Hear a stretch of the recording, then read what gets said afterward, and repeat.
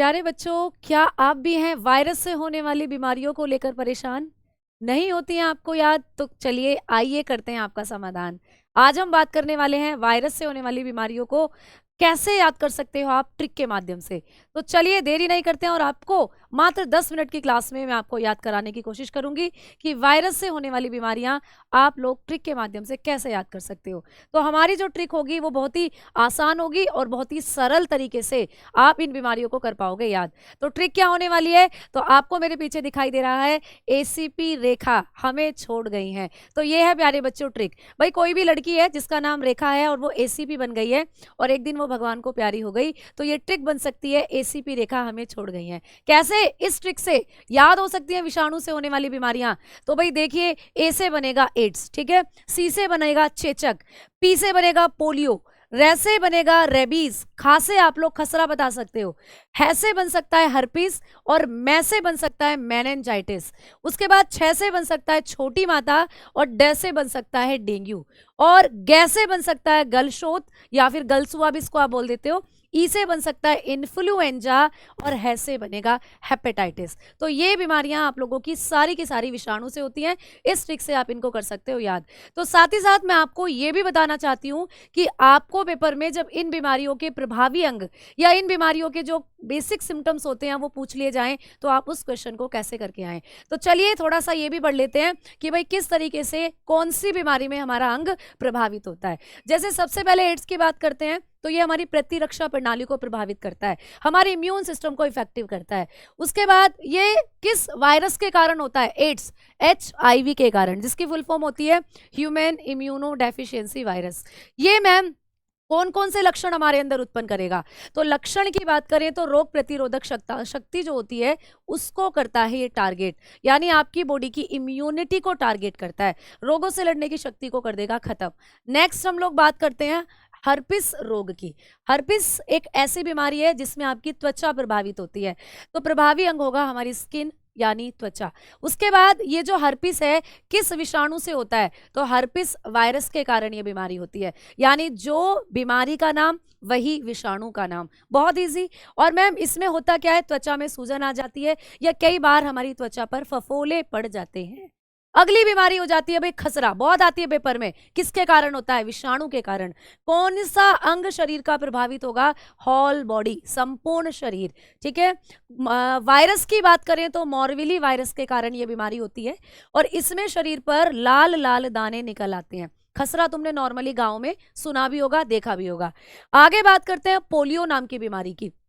Polio में हम लोगों का जो बॉडी है, इसमें हमारा गला, हम लोगों की रीढ़ की हड्डी, हमारी नाड़ी संस्थान, ये सब इफेक्टिव हो सकते हैं। मेनली जो पोलियो बीमारी होती है इसमें हम पैरालाइज्ड हो जाते हैं, तो हमारी बॉडी के ओवरऑल जो पूरा तंत्रिका तंत्र है या पूरा का पूरा हमारा जो नर्वस सिस्टम है वो इसमें इफेक्टिव हो सकता है। तो इनके साथ साथ आप लोग एड ऑन कर सकते हो हम लोगों का नर्वस सिस्टम, वो भी इस बीमारी में प्रभावित होगा। मैम वायरस का नाम पोलियो वायरस, ठीक है। मैम इसमें हमें क्या क्या होता है? बुखार आता है, बदन दर्द होता है, रीढ़ की हड्डी और आंतों में आप लोगों की जो सेल हैं वो डैमेज हो जाती हैं, तो हमारी रीढ़ की हड्डी जो है अच्छे से ऑर्गन तक मैसेज कन्वे नहीं कर पाती, जिससे हम पैरालाइज्ड हो जाते हैं। तो कुल मिलाकर पैरालाइसिस हो जाता है पोलियो के अंदर। आगे बात करेंगे हम लोग चेचक की। चेचक बहुत आता है, किसके कारण होता है? विषाणु के कारण। इसमें भी आपकी पूरी बॉडी इफेक्टिव होती है। वायरस का नाम जरूर याद रखेंगे, वेरियोला वायरस। इसमें भी हमें तेज बुखार होता है, शरीर पर लाल लाल दाने, या दाने कभी कभी सफेद रंग के भी हो सकते हैं, दानों में एक फ्लूइड भर जाता है, बड़े बड़े दाने निकल आते हैं शरीर पर, ये होता है चेचक का सिम्टम। आगे बात करनी है इन्फ्लुएंजा की। इन्फ्लुएंजा को नॉर्मली हम फ्लू भी बोलते हैं, कई बार नॉर्मल जो हमारी भाषाएं होती हैं उनमें हम बोल देते हैं कि हमें फ्लू हो गया, तो फ्लू मतलब इन्फ्लुएंजा। यहाँ पर भी आपकी बॉडी का जो कंप्लीट बॉडी है वो इफेक्टिव हो सकती है। कैसे? यहाँ पर आप लोगों को ज्वर के साथ खांसी, जुकाम, बदन दर्द, पूरे शरीर में ऐठन सी हो जाती है, ये होता है इन्फ्लुएंजा। इसका वायरस क्या होता है भाई? मिक्सो वायरस, ठीक है। आगे चल रहे हैं कुछ और बीमारियां, जैसे गलसोथ है ना, मम्स भी जिसको हम बोलते हैं। ये किसके कारण होता है, पैराथायरॉइड ग्रंथि आप लोगों की क्या होती है इसमें बेसिकली इन्फेक्टिव हो जाती है, तो इसमें आप लोगों का ये वाला एरिया जो होता है ये स्वेल कर जाता है, ठीक है। इसका वायरस होता है पैरामिक्सो वायरस। इसमें क्या होगा, ज्वर के साथ मुंह खोलने में कठिनाई, क्योंकि यहाँ पे जो ग्लैंड होती है ये आप लोगों की हल्का सा इफेक्टिव हो जाती है इस बुखार के या इस बीमारी के अंदर।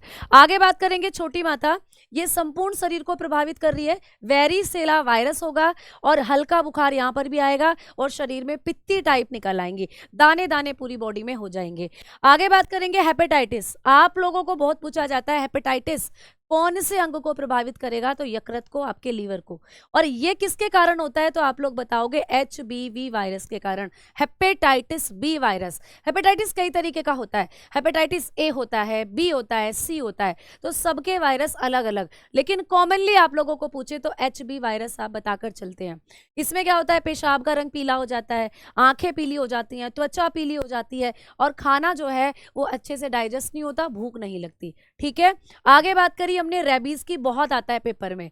रेबीज में भी आपका तंत्रिका तंत्र प्रभावित होता है और ये रिबडो वायरस के कारण होता है। और रेबीज में क्या होता है, एक तरीके से हमारे अंदर पागलपन आ जाता है ना, कई बार जैसे पागल कुत्ता काट लेता है तो पागलपन हमारे अंदर आ जाता है। आगे बात करेंगे मेनिंजाइटिस, जिसको मस्तिष्क बुखार के नाम से भी जानते हैं, ब्रेन फीवर। तो प्रभावी अंग होगा हमारा ब्रेन, मस्तिष्क। ये किसके कारण होता है, तो बताकर चलोगे एंट्रोवायरस के कारण। किसके कारण बच्चा, एंट्रोवायरस। इसमें क्या होता है, तेज बुखार आता है, मस्तिष्क को चढ़ता है बुखार।